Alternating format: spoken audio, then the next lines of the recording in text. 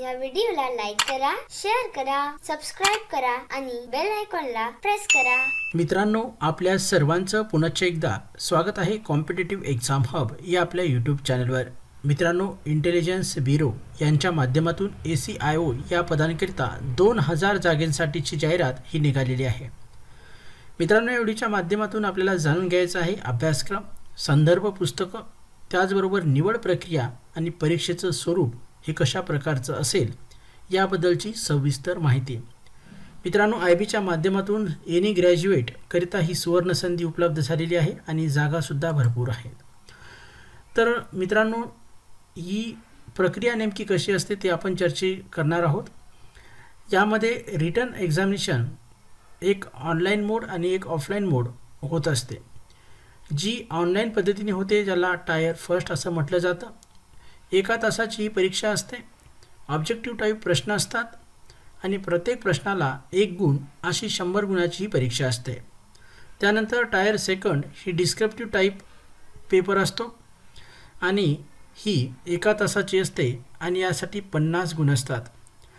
आणि त्याचबरोबर आपण टायर फर्स्टमध्ये जर क्वालिफाय झालात तर आपल्याला टायर सेकंडमध्ये परीक्षा देता येते आणि या दोन्हीच्या स्कोअरच्या आधारावर तुम्हाला मुलाखतीसाठी बोलवलं जातं आणि मुलाखत आणि इतर या सर्व गुणांच्या माध्यमातून मेरिट लिस्ट तयार करून तुम्हाला मित्रांनो निवड दिली जाते।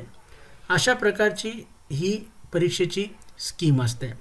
तर इथे बघू शकता टायर फर्स्ट एक्झाम ही 100 गुणाची आहे। ऑब्जेक्टिव्ह टाईप आहे। यामध्ये 5 पार्ट्स आहेत। एका पार्टमध्ये 20 क्वेश्चन आहेत आणि एका क्वेश्चनला 1 मार्क्स आहे।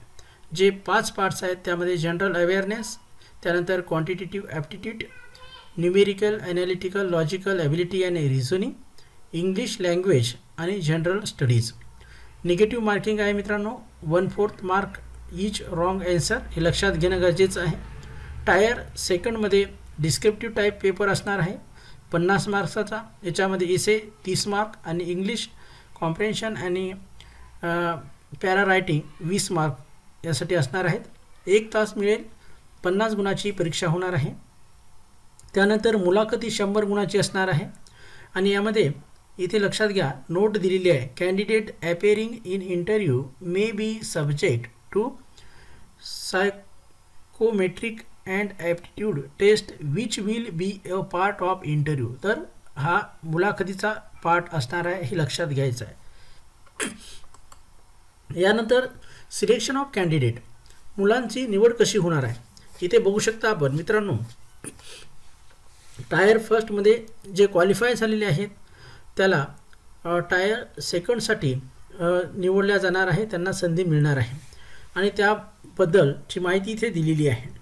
यासाठी खुल्या प्रवर्गासाठी जो कट ऑफ ठेवलेला आहे तो 35 मार्क, OBC आणि EWS करता 34 मार्क, SC ST करता 33 मार्क अशा प्रकारचा कट ऑफ आहे। यावरच आपल्याला गुण हे घ्यावे लागणार आहेत, लक्षात घ्यायचं आहे। On the basis of their performance and normalisation of marks in tier first exam candidate would be shortlisted for tier second exam at 10 times the number of vacancies. जेवढ्या काही वॅकन्सीज आहेत त्याच्या 10 टाइम्स कॅन्डिडेटला टायर सेकंडसाठी पात्र केलं जाणार आहे। यानंतर जे पात्र होतील त्यांना टायर सेकंड द्यायची आहे आणि त्या टायर सेकंडमध्ये जे पात्र झालेले आहेत त्यांचा जो कट ऑफ राहणार आहे टायर फर्स्ट आणि टायर सेकंडचा तो दिला जाईल आणि त्यानंतर त्यांना मुलाखतीसाठी बोलवलं जाईल। अशा प्रकारची ही सर्वसाधारण प्रोसेस असणार आहे आणि किती कॅन्डिडेट हे बोलवायचे आहेत त्याचासुद्धा रेशो इथे दिलेला आहे। बघा, टायर सेकंडमध्ये इंटरव्ह्यूसाठी 5 टाइम्स सेक्युअर मिनिमम 30 मार्क्स हे ठेवलेले आहेत। पर्सेंट हे लक्षात घ्यायचं आहे 70 आउट ऑफ 50। तर 50 पैकी कमीत कमी 70%च्या अबव आपल्याला मार्क असले पाहिजे टायर सेकंडमध्ये आणि या सर्व गोष्टीचा विचार करून आपल्याला मुलाखतीसाठी बोलवलं जाईल। सविस्तर माहिती इथे दिलेली आहे, आपण ती वाचल्यास तुमच्या सर्व गोष्टी लक्षात येतील। यानंतर प्रश्न आहे सिलेबसचा। तर मित्रांनो, टायर फर्स्टमध्ये 5 सेक्शन आहेत आपण बघितलेले आहेत। याच्यामध्ये जनरल अवेअरनेसमध्ये जे टॉपिक असणार आहेत यामध्ये history, biology, politics, physics, current affairs आणि इकॉनॉमिक्स हे सब्जेक्ट आपल्याला कव्हर करायचे आहेत जनरल अवेअरनेसच्या बाबतीमध्ये. ॲनालिटिकल ॲबिलिटीमध्ये बघू शकता आपण ब्लड रिलेशन टेस्ट, त्यानंतर क्लासिफिकेशन, चार्ट लॉगिंग, अशा प्रकारे वेगळे जे टॉपिक्स आहेत ते टॉपिक्स आपण सर्व कव्हर करणं अभ्यासामध्ये खूप गरजेचं आहे.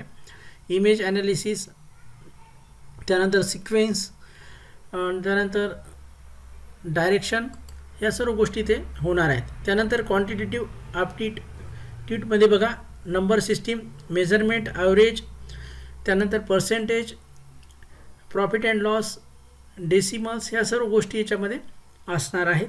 त्या आपण सर्वांनी अभ्यासून घेणं खूप गरजेचं आहे. सविस्तर आपण स्क्रीनशॉटसुद्धा घेऊ शकता आणि ह्या सर्व सिलेबसचा अभ्यास आपण करू शकता. त्यानंतर बघू शकता वेगळे प्रकारचे अनेक सब्जेक्ट या टॉपिकच्या अंदर आहेत. यानंतर इंग्लिश लँग्वेजमध्ये बघू शकता spellings, improvement, adjectives, verb, grammar, fill in the bank, passage, ह्या सर्व गोष्टी याच्यामध्ये इंग्लिश लँग्वेजच्या माध्यमातून आपल्या सर्वांकडून विचारात घेतल्या जाणार आहेत. त्यानंतर न्यूमेरिकल आणि ॲनालिटिकल लॉजिकल ॲबिलिटीज, त्याचबरोबर रिझनिंगच्यामध्ये जे टॉपिक्स आहेत ते आपण स्क्रीनवर बघत आहात. क्लॉक्स आहे, डायरेक्शन आहेत, ऑड अँड आऊट आहे, ऑड वन आऊट, ऑर्डर आणि रँकिंग आहे, फजल्स आहेत, इनपुट आउटपुट आहे, डिसिजन मेकिंग, कोडिंग, डिकोडिंग, ह्या सर्व गोष्टी आपल्या या टॉपिकच्या मध्ये विचारल्या जाणार आहेत. न्यूमेरिकल ॲबिलिटीमध्ये बघू शकता percentage, age, missing number, time and work, volume, fraction, रेशन, ह्या सर्व गोष्टी याच्यामध्ये असणार आहेत. Average, measurement, time and distance, ह्या सर्व गोष्टी आपण न्यूमेरिकल ॲबिलिटी या टॉपिकच्या अंदर कव्हर करायचं आहे. राहिला प्रश्न मित्रांनो टायर सेकंड जी आहे त्या एक्झामच्या सिलेबसचा, तर आपण बघितलेलं आहे की तिथे इंग्लिश लँग्वेज आणि रायटिंग स्किल आपल्याला वाढवता आली पाहिजेत. कोणत्याही प्रकारची मिस्टेक होता कामा नये. त्या माध्यमातून ग्रामर, व्होकॅब्युलरी, जनरल अवेअरनेस, या सर्व गोष्टी आपल्याला पाठ असल्या पाहिजेत आणि याची आपण जास्तीत जास्त प्रॅक्टिस करणं खूप गरजेचं आहे. एसे रायटिंग आपण प्रॅक्टिस करायची आहे. जेवढी तुम्ही प्रॅक्टिस कराल तेवढं तुम्हाला या टॉपिकवर प्रभुत्व मिळवता येईल आणि चांगले मार्क्स घेता येतील. त्यानंतर नेम ऑफ द बुक्स, तर मित्रांनो नेमके संदर्भ पुस्तकं कोणती वाचली पाहिजेत. IB, ACIO याकरता अनेक पुस्तकं हे बाजारामध्ये अवेलेबल आहेत. त्यामधले खूप चांगले आणि महत्त्वाचे पुस्तकं आपल्या स्क्रीनवर आपल्याला दिसत आहे. IB, ACIO गाईड आहे R Gupta. ACIO practice workbook Kiran Prakashan यांचं आहे. यानंतर युनिक रिसर्च अकॅडमीचं काही पुस्तकं आहेत. GKPचे आहेत, अरिहंतचे आहेत. GKP आणि अरिहंत ह्याचे सुद्धा पुस्तकं चांगले आहेत. तर यापैकी जे तुम्हाला सुटेबल आहेत ते पुस्तक आपण रेफर करायचे आहेत आणि अभ्यासामध्ये सातत्य ठेवायचं आहे. तर मित्रांनो अशा प्रकारची अतिशय महत्त्वाची माहिती या व्हिडिओच्या माध्यमातून तुमच्यापर्यंत पोहोचवलेली आहे. तुमच्या मनामध्ये काही शंका असतील, प्रश्न असतील किंवा या परीक्षाशी संबंधित काही तुम्हाला विचारायचं असेल तर कमेंट्स करा आणि चॅनलवर तुम्ही नवीन असाल तर सबस्क्राईब करण्यासाठी विसरू नका. धन्यवाद.